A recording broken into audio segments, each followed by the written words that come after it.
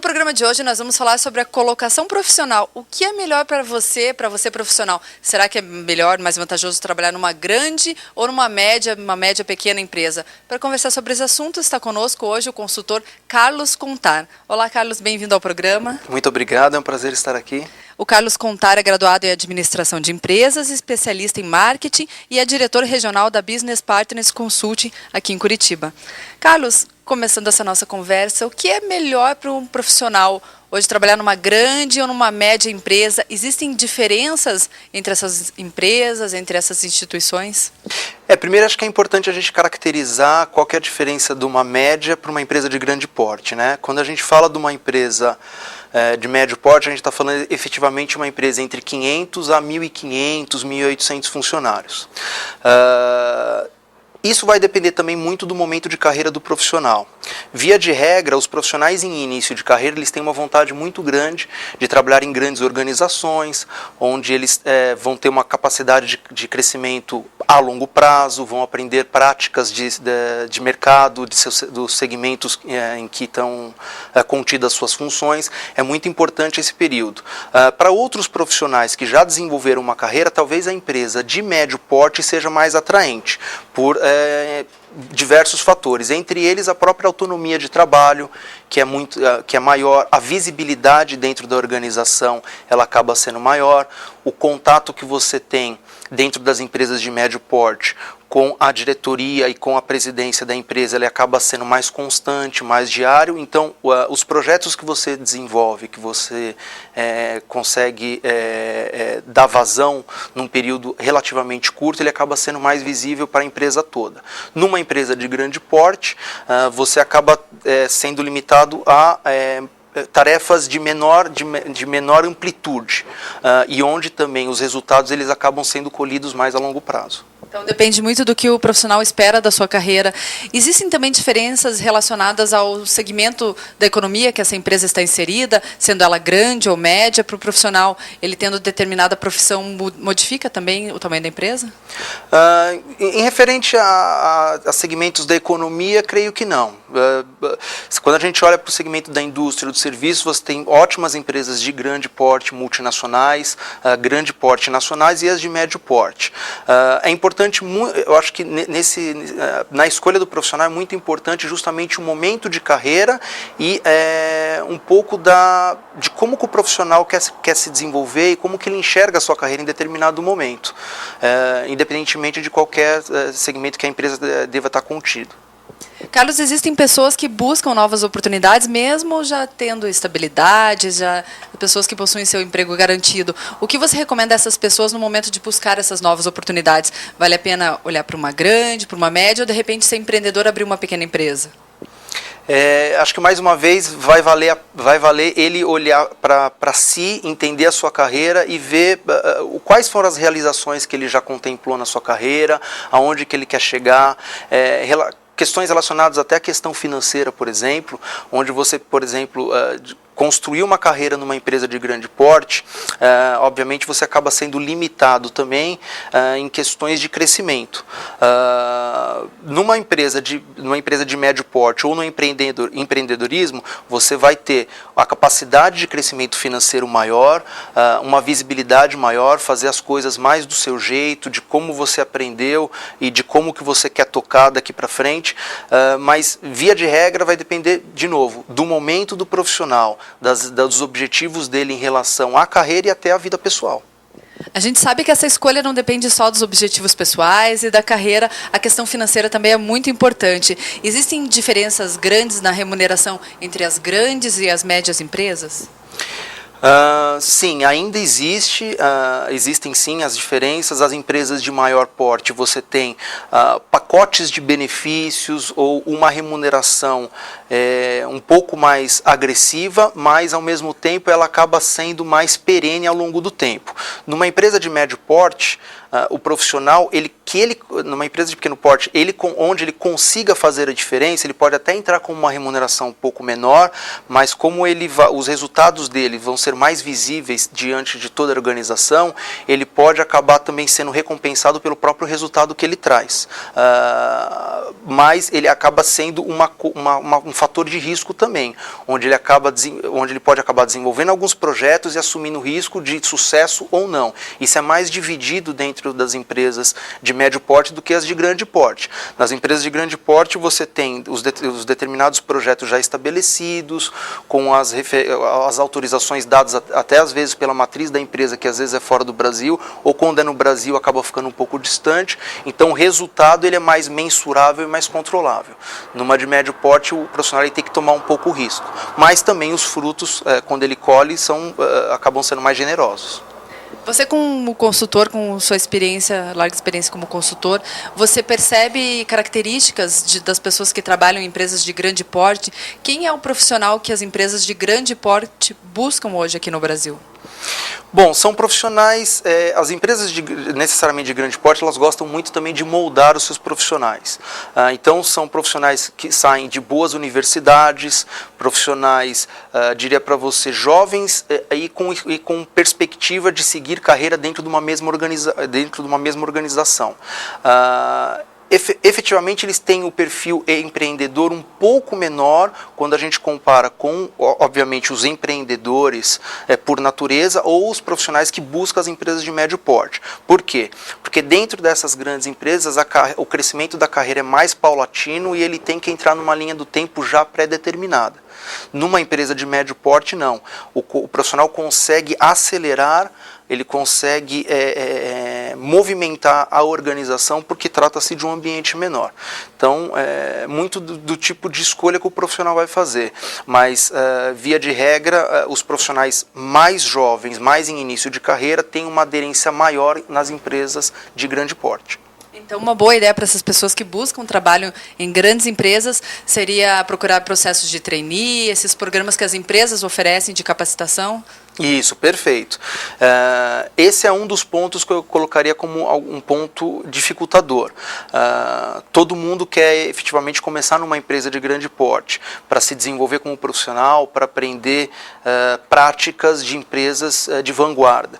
Entretanto, na própria entrada dessas empresas acaba sendo um pouco acabam existindo alguns dificultadores, como os próprios processos seletivos que têm escala a nível nacional, onde às vezes você tem um programa de trainee com 15, 18, 10 vagas, e aí você tem mais de 20, 30 mil inscritos para um programa como esse.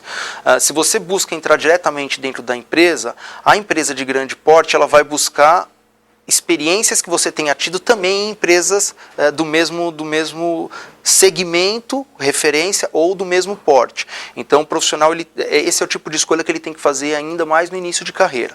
Ao passo que a empresa de médio porte, ela permite o profissional, obviamente que tem essas experiências em outras empresas, oxigenar a organização, e ela é mais complacente no sentido de entender a fase de desenvolvimento do profissional.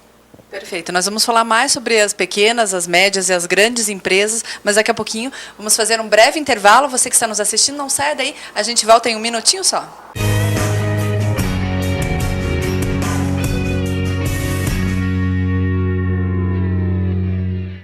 Liderança não é uma coisa que se herda, mas se conquista. Porque um líder é mais que aquele que inspira as pessoas, que envolve todos num mesmo ideal. Líder é aquele que sabe que mais do que ensinar, é preciso aprender o tempo todo. Pois a estação é tão diferente do que existe por aí, que nem deveria ser chamada de escola. É mais do que isso. É uma experiência de vida. Aqui você não tem professores, mas facilitadores, sempre prontos a estimular o debate, a descoberta e o networking. Que não é somente a troca de cartões, mas a troca de ideias. Desta forma, transforma cada minuto em um momento único. Walter Longo, líder do marketing nacional, assim se manifestou. Mas é a primeira vez que eu tive a oportunidade de conhecer essa escola. E eu confesso a vocês que deu, ao mesmo tempo, dois sentimentos bons: inveja e orgulho. Orgulho por ser brasileiro e inveja de ver uma obra tão grandiosa como essa feita em Curitiba.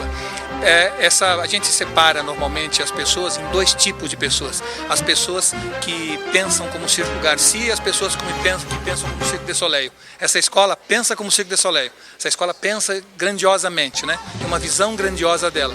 Então eu queria nada mais do que dar os parabéns a vocês, dizer que eu fiquei morrendo de inveja e morrendo de orgulho. Estação Business School. Mais que um MBA, uma experiência de vida.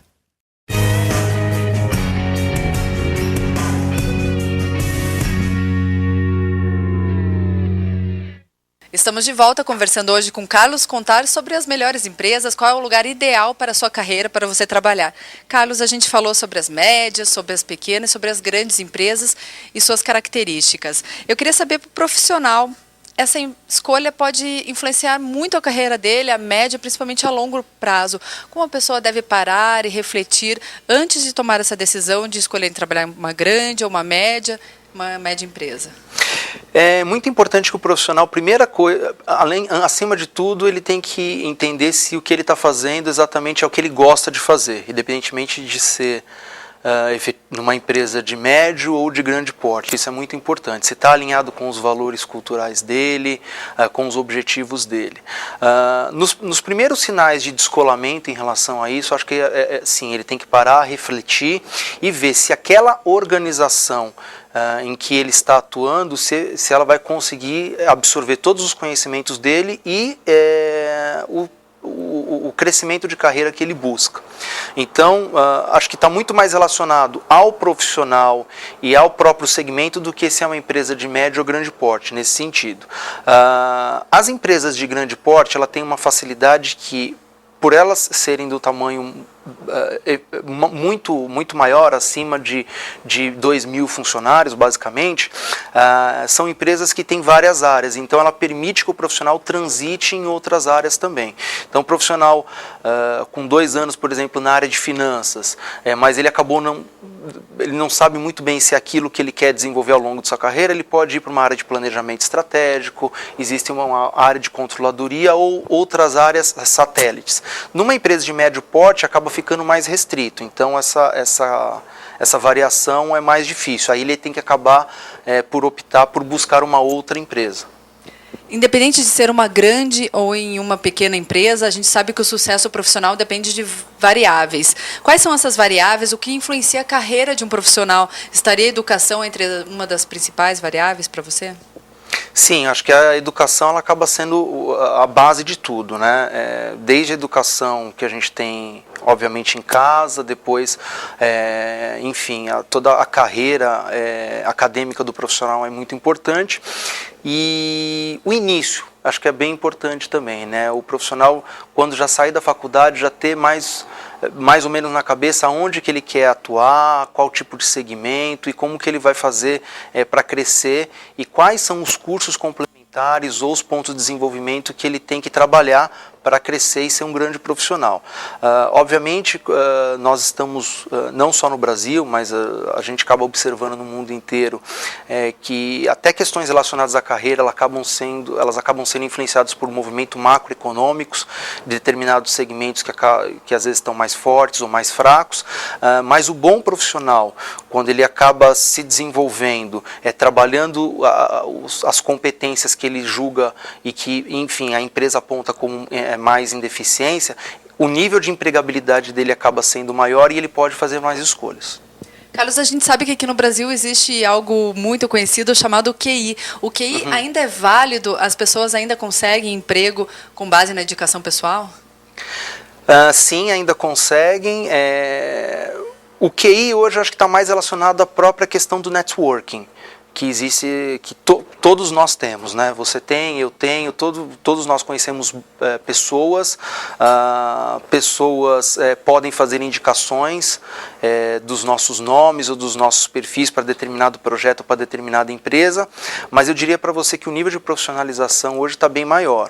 Então hoje, quando existe uma oportunidade numa empresa de boas práticas, numa empresa que busca o crescimento, postada no mercado, dificilmente ela vai trabalhar com uma indicação, ou seja, descobriu o nome de uma pessoa, cortar qualquer processo seletivo e colocar aquela pessoa. É muita responsabilidade. Não só para a pessoa que está entrando naquela posição, mas como pela própria empresa e com quem indicou. O que acontece muito hoje são, efetivamente, um aquecimento da rede de relacionamentos. Então, às vezes, muitas posições ou muitos projetos, antes de serem abridos oficialmente, eles acabam correndo aí uma rede, às vezes da diretoria da empresa, de alguns profissionais, onde se você desenvolve um bom trabalho, as pessoas te conhecem, você pode ser elencado para estar participando de um processo ou para estar entrando em contato com a empresa talvez um pouco antes, mas não que aquilo vá te garantir efetivamente a entrada dentro da organização. Hoje está um pouco diferente, hoje as empresas estão tomando muito mais cuidado com isso. Carlos, a pessoa fez a escolha, ela escolheu por uma média ou por uma pequena empresa, mas essa escolha não foi acertada, ela percebeu que não foi a melhor escolha que ela poderia ter feito. O que fazer nesse momento? Como recomeçar, voltar a buscar uma outra oportunidade de trabalho? Quando a escolha não foi bem acertada, o profissional ele tem que olhar para si e entender. Não foi bem acertada por conta do que ele está fazendo ou por conta do posicionamento da empresa. Se é um problema com ele ou com a empresa. E aí ele tem que ser muito honesto. Primeiro, como eu havia falado, né, fazer o que gosta, fazer com amor, acho que é a premissa do sucesso. Se efetivamente existe um descolamento, a empresa não proporcionou um ambiente de trabalho, não proporcionou uma possibilidade dele fazer o que ele gosta, eu acho que aí sim ele tem que pegar, buscar no mercado uma outra oportunidade, mas sempre olhando para si e vendo, tomando aquilo como exemplo mesmo, vendo quais são os gaps de competência que ele teve, aonde ele pode melhorar para que ele consiga ser mais assertivo na próxima vez, porque profissionais com passagens muito curtas dentro de organizações, eles acabam sendo às vezes mal vistos, porque não conseguiram completar seus ciclos de desenvolvimento. A gente já falou sobre a colocação vista pelo ponto de vista do profissional buscando as oportunidades de trabalho. Mudando um pouco o foco, como as empresas devem buscar esses profissionais no mercado, como deve ser feita essa escolha? Existem formas de auxiliar uma empresa no momento de busca de novos profissionais? Sim, as consultorias de recrutamento e seleção de executivos, que hoje estão muito fortes no Brasil, até por conta do crescimento econômico que nós estamos passando, elas podem apoiar muito fortemente, tanto as empresas de médio porte como as empresas, obviamente, de grande porte, justamente na escolha do profissional, na busca do profissional adequado a determinada posição. Quando a gente fala de empresas de grande porte ou de médio porte, a gente está falando de culturas diferentes entre elas. Então você pode ter uma empresa multinacional de origem italiana, americana, francesa, enfim. Cada empresa, além da sua nacionalidade, ela também, independentemente de ser brasileira ou não, ela também tem a sua cultura. E é muito importante hoje as empresas, as consultorias que buscam esses profissionais, elas não vão olhar só competências técnicas, elas vão olhar também o profissional que estaria se adaptando e se adequando às necessidades das organizações. Vale ainda aquela velha frase, as empresas contratam muitas vezes por competências técnicas e demitem por questões de perfil comportamental. E as consultorias hoje estão efetivamente sim preparadas para estar avaliando essas competências de perfil para que haja um encaixe maior, quer seja em empresas de grande porte ou de médio porte. Para encerrar essa nossa conversa, eu queria que você desse dicas para aquelas pessoas que buscam um novo emprego, estando elas desempregadas ou já trabalhando. O que fazer e principalmente o que não fazer no momento de buscar um novo emprego? Eu acho muito importante esse período que a gente chama de revitalização do profissional, olhar para si, ver o que ele já construiu em relação à carreira dele, ver aonde ele pode chegar, onde ele pode trabalhar em relação aos pontos deficitários referentes a competências técnicas e também questões relacionadas até em relacionamento interpessoal, o seu próprio estilo, o seu jeito de ser dentro do ambiente organizacional. Isso é muito importante. Uma coisa muito importante é sempre ativar a sua rede de relacionamentos. Quando você está em busca de uma nova oportunidade, as pessoas precisam entender o que você na maioria das vezes elas sabem o que você fez, mas elas precisam entender o que você quer fazer daqui para frente. Então isso é super importante. Dentro desses ambientes onde o profissional está inserido, sempre conversar bastante, mostrar, e obviamente tem que ter sempre a anuência da empresa. Então o profissional ele tem que entender que não é saudável, às vezes, ele falar que está buscando uma nova oportunidade dentro do mercado e não acabar dividindo isso com a organização que ele está trabalhando. Hoje o mercado está bem mudado, as empresas encaram isso até com certa naturalidade, porque em determinado período a empresa não vai proporcionar para ele o ambiente ou o plano de crescimento que ele desenhou para a carreira dele, né? Então, esses contatos, esse networking que a gente chama é muito importante. Depois seria importante também ele avaliar dentro do segmento que ele gostaria de atuar, quais são as principais empresas, né, que ele julga ter uma cultura, um modelo de atuação com o que ele acha mais viável para a carreira dele. Então isso é muito importante. Então determinado segmento, se é um profissional de uma construção civil, quais são as grandes empresas de construção civil que ele gostaria de trabalhar, que são referência, ou do segmento de bancos, ou do segmento industrial, enfim. Isso é muito importante, justamente porque ele vai estar atuando, caso ele entre numa dessas organizações, ele vai estar atuando numa empresa que ele já conseguiu desenhar lá atrás, já conseguiu visualizar. E o que não se deve fazer, eu acho que não ficar, por exemplo, jogando currículo para tudo quanto é lado. Eu acho que isso é uma coisa muito importante, né? Eu acho que ele tem que ser mais assertivo na escolha dele, trabalhar muito com relacionamentos, analisar potenciais crescimentos de mercado e aonde essas empresas estão inseridas para começar a fazer uma abordagem mais assertiva dentro das organizações que está crescendo e manter uma postura profissional muito íntegra, muito coerente com as atividades que ele está desenvolvendo. Hoje a gente fala muito, por exemplo, de redes sociais, de uma exposição muito grande dos próprios profissionais em relação ao mercado, e às vezes nessa busca, alguma informação que acabou ficando no meio do caminho, vista de outra forma por algum desses interlocutores, pode complicar um pouco a carreira.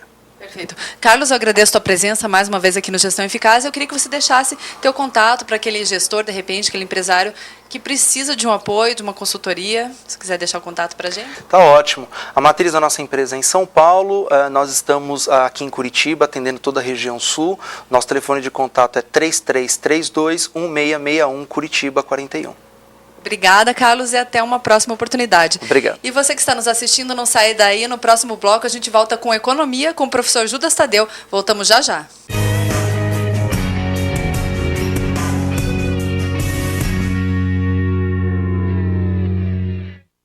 Networking. Estação. Melhor perfil de alunos do MBA no Brasil. Reconhecimento. Estação. Melhor MBA do sul do país e 11º do Brasil. MBAs Estação. 15 áreas para você fortalecer seu networking, seu currículo e o seu conteúdo. Estação Business School. Mais que um MBA, uma experiência de vida. www.ebs.edu.br.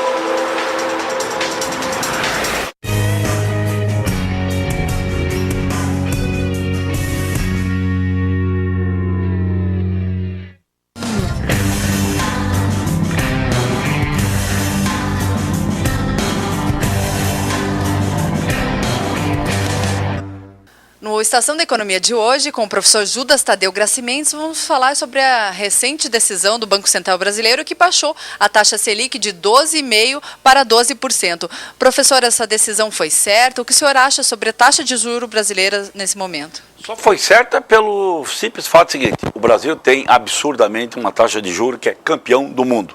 Aliás, nós tínhamos uma companhia, que era a Turquia. Até uns 4, 5 anos atrás, era Brasil e Turquia. O Brasil um pouquinho acima, como sempre. O Brasil tem que ser primeiro, né? E a Turquia com juros absurdamente elevados.